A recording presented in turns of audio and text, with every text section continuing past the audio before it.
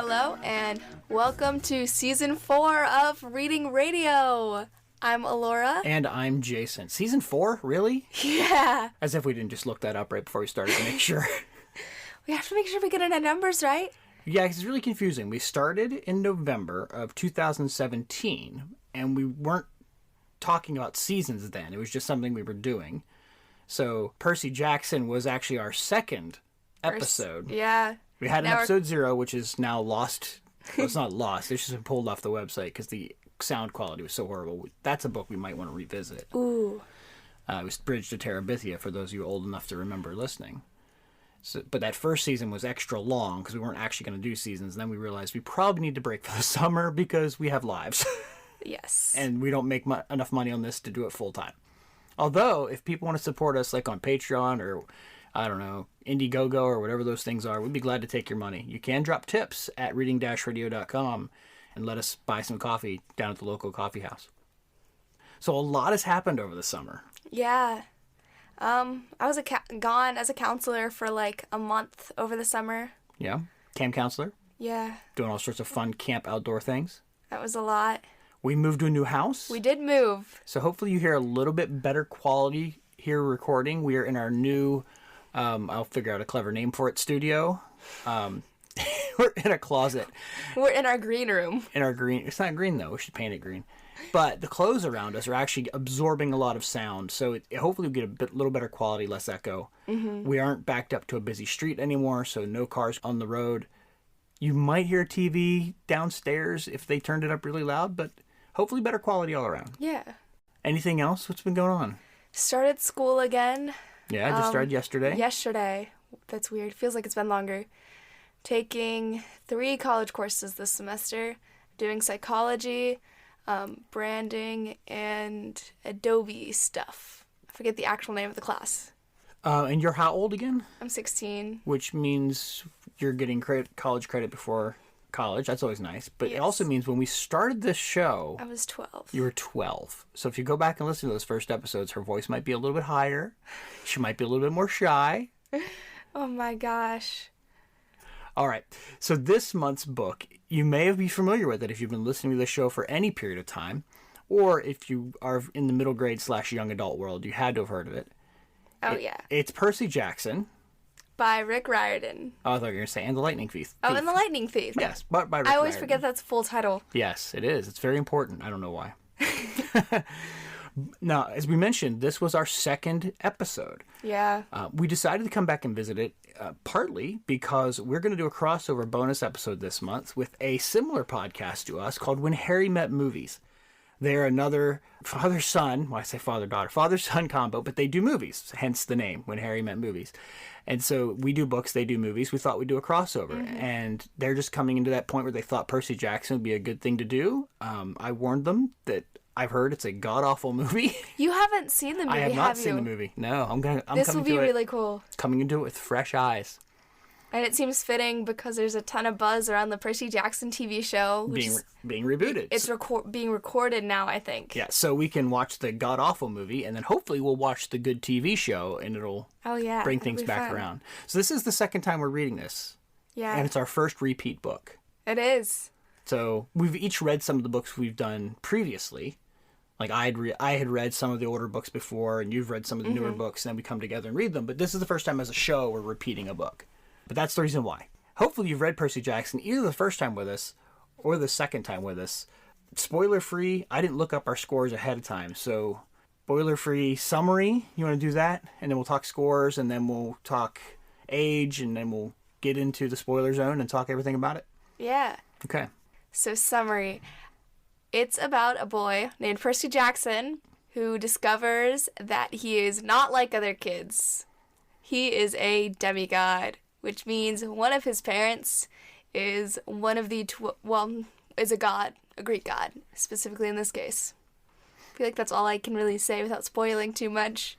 Okay, well then there's the typical exploring the world through the eyes of the protagonist, learning all about it in that way, and all the normal things that happen when you discover that you're the chosen one / special character / tribute / every other trope that happens in YA. Right? Is that fair? Yeah. All right, so I didn't look up our scores from last time. our scale, if you haven't listened to us before, we do 1 to 5 stars. 1 star being, I don't know why they wasted the paper. And 5 stars being, everybody should be forced to read this book. I think if we averaged our scores, most of them would come out right around that 3.5 mark. There's been a few upper level books, not really many down in the lower books. We try to be nice to authors because we know how hard it would be to write a book. There's probably some that if we went back, we'd rescore to be lower, but we won't talk about those right now. What would you give Percy Jackson and the Lightning Thief? That's so hard. I love this series, and I have since I was like 12 or 11. I think I read it all beforehand. Okay, but shove that all aside. It's not that good of a book. Oh! Rick Riordan just felt a chill. No, he doesn't care about us. But why? Okay, we'll talk about the why later. I'd say 3.5, maybe that's 4. Not bad. Okay, now you're backing off. It wasn't that good of a book, and now you're going 3.5, No, I think 4. 3.5. I think. Yeah, I'm gonna go 2.5 at the top. On this That's one. harsh. I don't. It's a much more middle grade book than I remember it being. I thought it was a little more YA. It is super middle grade. Like 6th grade is probably the target audience for this thing. I think it is. I don't know if that's intentional. And there's nothing wrong with that. I'm just a 43-year-old man. So to me, this book was just like, really? Main character is just that dumb? He's also supposed to be 12. Fair enough. Okay, so he is dumb. I mean, 12-year-old brains are not fully developed. He's also... okay, that's a spoiler. Let me not say that. Okay, so I am gonna go with like 2.5. Yeah. I would read this to my kids. This is a great book to read with your kids. Like, if you go into it that mode. But I'm not going to recommend an adult pick this book up for themselves. But if you've got a 10 or 11-year-old, read this book with them. They'll love it. You'll love it. You'll have a great time. That's what the show is all about. My score is strictly from that 43-year-old man who loves fantasy, loves Greek mythology, but this book, it's quick, it's easy, but it's not worth it wasn't worth my time. Okay, let's move into the spoiler zone so we can talk about some of the reasons content. why. First? Oh, you're right. I apologize. Forgot about that. Content. So age restriction wise, like I said, it's targeted middle grade. There's some potty stuff. Yeah. Definitely some toilet humor. That's not your thing. They never get any romance. There's no PG-13 material. Are there any swear words? I don't think so. I really don't think so, but don't hold it for that. I don't think they use swear words because in the second series they have replacement words. Oh, so they went we're going to make up our own swear words route? Kind of. I actually liked that when it first came out. Now everybody does it. They say gods instead of oh my god. They say that a lot, but I don't think they do it in the first and this I don't set. recall that. I don't think so. All right, so content-wise, I think it's PG for toilet humor, but a very soft PG. Talks about death and stuff. Yeah. That's a little bit. A little morbid. That could be triggering, I suppose. Yeah, nothing bad in it. No, overall, it's pretty clean. Okay, we still don't have a stinger. I wish we did. And I'm not talented enough to make one, but if you are and you want to send it to us, admin@reading-radio.com. We'd appreciate it. But we're now going to enter the spoiler zone. That's perfect. I'm going to take your voice. I'm going to put it over top of something, and I'm going to make a stinger out of that. Okay, that's my goal. I'm going to learn. You should know how to do this. Oh, actually, you do more. I do know how to do it. Do you? Why Yeah, are you I not think doing so. this work for us? Why am I'm paying to send you to college. Do some work for the show. So one of the other things I was going to say before we entered the spoiler zone. So if you haven't read this book and you don't want to be spoiled, what are you doing here? We're going to talk all about the book. We're not going to hold anything back. You've been warned. He's also dyslexic. I'm trying to think how that might have played into some of the decision making. But aren't they also ADD? A sign of being a demigod is that you're ADD and or dyslexic, which I thought was actually nice because you've got a lot of kids growing up neurodivergent. They're ADD. They're dyslexic. They're autistic, and so to have a hero or a whole set of heroes that's like, hey, that's me. That's cool. That's why he wrote it for his son, who was both. Absolutely. He ran out of stories to tell out of Greek mythology, so he's like, I'm going to write my own. Absolutely wonderful. I mean, our family has some of those, so it's perfect. I wish I'd had that as a kid because I'm like, hey, that's me. That did play into some of his decision making, obviously. He's making some bad decisions probably because of that and because he's 12, and they're just so unbelievable. Like, I'm trying to think right now of an example, but there's just, the whole thing felt like, nope, stop, no. And it's not even like Harry Potter refuses to go to an adult when, like, going to an adult would have solved all his problems. This was even worse. It was like, hey, don't make the absolute worst decision. You'll probably be okay. Oh, no? You're going to make the worst decision possible? Good idea. Let's run with that. Like, back-talking the god of war. Probably a bad idea. Yeah. Also the god of death. Yeah. Going into a casino, underage. Yeah. Hey, guys, while we're on this very important mission that's going to save the world, why don't we just stop off and play the slots? Really? Oy. Okay. What happened to me? Okay, so let's start at the beginning. He's at school. Yeah, he's at school. Typical getting in trouble. Okay, sets the scene. Nice. He's a troublemaker, but it's not his fault. And we find out it really isn't his fault in a lot of cases. He's got the Watcher character over him. That's kind of fun. I like Grover. His tragic backstory. He's trying to get his Seeker's license. I really like Grover. I'm assuming you've read the whole series, so you probably are thinking of some of the things in the future. But just from this book, tell me about some of the characters that were attractive to you. I like Luke. From this book? Well, I'm trying to separate them. He's the bad guy in this book. I know he's the bad guy in this book. Spoiler alert. Like we didn't already. We're already in the spoiler zone. That's true. Annabeth's also really cool. I like Annabeth. I kind of like her. You're being an idiot, but I have to listen to you because you're technically the one in charge of this. Right, but she's Athena's child, Yeah. right? So she's wise, wise girl. And what came first, this or Harry Potter? Harry Potter. This came out in 2005. Okay, so it's totally the trope with the same trio. They're almost the exact same characters. And so reading this, I felt like I read this story before. And not in the fact that I actually have read this book before, but it seems like, let's take Harry Potter, change the themes, and write my own version of it. Almost like a retelling. Because that trio is so similar. And that's one of the reasons I probably didn't enjoy it as much. It's because it really felt derivative. Mm-hmm. Now, here I am talking about one of the best-selling children's authors of all time, so who am I, right? But it worked. It did. It did, and everyone tried it, and a few were successful. Because there's a few other books I've heard about, I haven't actually read, that copied that same model. Like when something goes as big as Harry Potter, everybody tries to capitalize on it. Great. Mm-hmm. I'm waiting for the vampire series to come back out and be super popular again. I've got some ideas. That's neither here nor there. So who are the other, why was Annabeth attractive? I like her personality, like the sarcasm. I feel like her and Percy work well off of each other. The sarcasm back and forth. Okay. And you liked Grover too? Yeah. Why was that? I kind of like the whole I have to do this. And you wouldn't want, you don't want me on a quest, even if you would get one, and the chance of that happening. How put down he was over the events that happened before. Oh, somebody died. Yeah. I mean, that's a big deal, even in Greek world. What characters did you like? Mr. D. Oh, I like him. I don't know if he becomes any less of a tool. Not really. Later, okay. That's his personality the whole time. But he is Dionysus, so, I mean, that's kind of his role to play. I did like him. Chiron. I liked the adult characters for what little role they had to play. I liked Grover. Because he actually had some character development. Mm-hmm. I don't really feel like Percy had much development in this book. I don't think so. He was completely, let's introduce the world, not develop the character. Whereas Grover had a tragic backstory that is then somewhat redeemed in this book. And Annabeth is the same way. So Grover's the only one who had any character development. Annabeth had maybe a little bit. Who did? Annabeth maybe had a little bit. In what way? Which is the fact that she decided to go back and live with her dad at the end. Or at least try it again. Okay. I can see something That's something there. I like Sally, too. His mom. Oh, yeah. It was interesting that from the beginning you find out...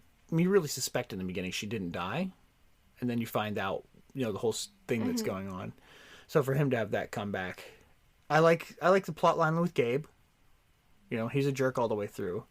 And we've talked before about how some books have child protagonists are written almost from that point of view. So was Gabe really that bad? That's interesting. Or is it you see this person as bad and because you're Percy Jackson and he's so bad? Could any human being really be that? And maybe there are guys who are that big of jerks. She did kill him. So maybe he really was that bad. So some of the things I did like is this ties in really well with the Greek classics. Mm-hmm. So as a kid gets older, they will recognize some of these things, and maybe those classics like the Odyssey won't be so difficult. Like the Lotus Casino is a fairly obvious tie-in to the Land of the Lotus Eaters. They were kind of the trap for Odysseus and his men. And they were trapped just by... all they wanted to do was eat the lotus. They were slothful, that they lazy. That's all they cared about. Same thing could have happened with the trio. They could have been sucked into that. So when those kids come along and are forced to read the Odyssey, which I've actually been told we should read, it's just intimidating. We have to find a good modern translation or something. That it'll be recognizable, and then they won't feel like they're reading something so foreign. Yeah. I have never read the Odyssey. Or any of that stuff. I used to have a copy. It's just a really thick book, and depending on the translation you get, it can be really hard to read. But if they've got a new modern version or something, so do you remember watching the movie Oh Brother, Where Art Thou? Yeah. That takes from the Iliad and the Odyssey and just totally messes with it. So there you go, you've kind of been exposed. So when you read it, you'll be like, oh, that's where this is from. Like the sirens calling them down to the water, like they tied themselves to the ship mast so that they wouldn't be brought in by the sirens. But they could still hear it. Right. But then once they were able to coast past, so, yeah. A lot of those references, or like the big stories of Greek mythology, get tied in throughout the series. Well, yeah, I would imagine so. All Greek stuff. I mean, J.K. Rowling did a good job of tying in the classics as well to make these things, all the monsters and creatures, to make these things. In this case, I'd imagine it's much more specific. Especially when they refer to people like Heracles as being history, not myth. Yeah. So that's fun. I like how they reference, I think in this one they do a couple famous people that were demigods, but just like didn't realize it because they're so small. Yeah, George Washington, I think they said was one. Yeah, they mentioned that when they were introducing Percy to the world, helping him to understand it. I guess we might have wanted to talk about that in the beginning. The casino scene might be censored for some parents. Yeah. They didn't really do it. It was all video though. Games and food and whatnot, so it wasn't anything... More like an extravagant hotel. Or like I imagine it's a big Chuck E. Cheese or Dave & Buster's. That's true. Like, that's the kind of atmosphere I imagined. What was your favorite scene? I kind of like the scene where they're at the car wash. They just got out of some battle, and Percy Iris messages for the first time. And he's talking to Luke, and then Annabeth and Grover just go off, and there's a ton of yelling over the music, and this conversation happens. Why was that intriguing? I think it's interesting because it brings Luke back as a character to set up for his betrayal in the end. Okay. Because that seemed like a throwaway scene to me. So it's interesting that also kind of like stood out I to kind of like the simplicity of it too. Like there is a moment of respite in between all the chaos. Iris messaging seems like a cool thing. Mm-hmm. I, of course, we talked about the toilet humor. I love I forget what the title was clever too, but... I've become Supreme Lord of the Bathroom. How do you remember that off the top of your head? Because you made a reference to it in our first time we did this, and I remembered it. All right, well, yes, I always love it when the bully gets it. Like, I watch videos of bullies getting theirs to entertain myself and make me feel good about the world, because there's nothing better than watching the bully get it. It's a great moment. So, when, not Annabeth, Clarice gets toasted in the bathroom, or the Capture the Flag game kind of happened, too. Yeah. So, and they're all still questioning who's he's a kid of. I can control water. Why the water healed me. I exploded the bathroom. Well, there was also the gods of the river, right? So it could have been somebody minor, or Hermes has like what do they call him? Jack of all trades. Probably. But, well, when the big three aren't supposed to have kids. Yeah. I would hate to see what Hades' kids look like. I bet they're all death metal singers. They're all... not even death metal. James Hetfield and like Kirk Hammett from Metallica. They're children of Hades. But AC/DC, Zeus, because you've been thunderstruck. Thunderstruck, exactly. Thank you so much for picking up what I'm laying down. So while Allure was gone, she asked me to send her one dad joke a day on Marco Polo, and I did, and the hits keep coming. So, anything else you wanna say about this book? I remember the first time we read this, I went to St. Louis shortly afterwards and saw The Arch. Oh, that's nice. Yeah. I've never seen it. The jump from the arch to the water is quite a distance. So, I don't know if that's feasible or not. Plot convenience and his god's Poseidon. Yeah, that's fair. His dad's Poseidon. That explains why he wasn't wet. Yes. But he could get wet if he wanted to. Yes. But that doesn't explain why he could take a shower when he was a kid. Maybe the powers unlocked once he was in form? Once you've been claimed, here's some extra bonus powers. Well, but he was getting he had the powers before Poseidon claimed him as soon as he got the half-blood. Did that no one ever notice anything, like when he went to the beach or something? Plot convenience. Or plot armor, is that what they call it? This is a problem. Did I break your brain? Yes. The brain has been thoroughly broke. Let's just assume that the powers don't kick in until you've stepped on the You have to be in Camp Half-Blood, or become 11 or 12. Something like that. Okay, maybe it kicks in if you're... Because could he do anything before? He handled the sword, but that wasn't necessarily anything about Poseidon. He pulled Nancy into the fountain. That was unintentional, though. But he still used his power, so maybe it was like starting to come out, and then it's fully developed. Because the monsters don't really smell them till they're 11 or 12, I think. So maybe that's the story. Yeah. Because there was a story somewhere that explains that. And that's why teenagers smell so bad. Because the water's not actually affecting them like it should when they take a shower. Well, you think I'm a kid of Poseidon? No, because you don't stink. But I've been around some teens. I've also been around some teens. I'm sure you were at camp. A lot of kids of Poseidon at camp. Okay. Anything else to cover about this? Not really. I feel like the book's fairly simplistic. All right. So let's talk about the rest of the season. We've decided to do something a little bit new. We're really excited about this idea. We're going to read some, obviously, classics and new books like we have before, but what we decided to do... Actually, why don't you tell it? I talk a lot. So what we've decided to do is take an older book like Peter Pan, not Mary Poppins, Alice in Wonderland, and Wizard of Oz. Those are our three. And then we're going to read a YA adaptation, retelling for the next book. Yes, we're going to do those back to back. We've already picked out at least the top 3 suspects for each of the ones. For the retellings. So maybe we could post that as a survey. Like, here's the 3 we're thinking of for Peter Pan. What's the most interesting? That might be fun. But for Halloween, for our October episode, we're going to read The Legend of Sleepy Hollow by Washington Irving. Yes? Yes. I've never actually read it. My exposure to it is strictly limited to the Disney cartoon that they made us watch every year in school with the Headless Horseman.